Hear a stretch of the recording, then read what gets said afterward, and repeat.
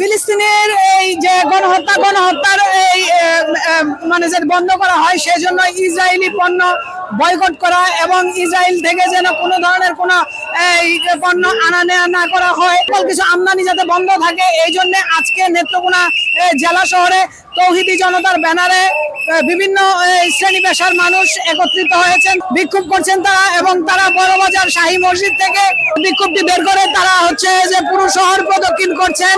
যারা আছেন সকল ধরনের শ্রেণী পেশার মানুষ এই বিক্ষোভ কর্মসূচিতে তারা একত্রিত হয়েছেন।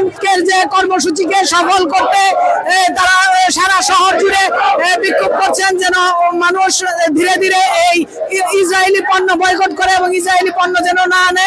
আয়োজকদের মধ্য থেকে যে গাজী আব্দুর রহিম, আমরা তার কাছ থেকে জেনে নেব যে আসলে এই কি কারণে তারা আর কি করবেন। ইসরায়েল বিশ্ব মানবতার দুশ্মন। ইসরায়েল ফিলিস্তিনে সম্পূর্ণ আন্তর্জাতিক নিষেধাজ্ঞা উপেক্ষা করে সেখানে নারী, শিশু, বাচ্চা, আবার বৃদ্ধ সবাইকে নির্বিচারে হত্যা করতেছে। এরই প্রতিবাদে সারা বিশ্ব মুসলমানরা এটাকে ঘৃণা জানায়, প্রতিবাদ জানায় রাজপথে নেমেছে।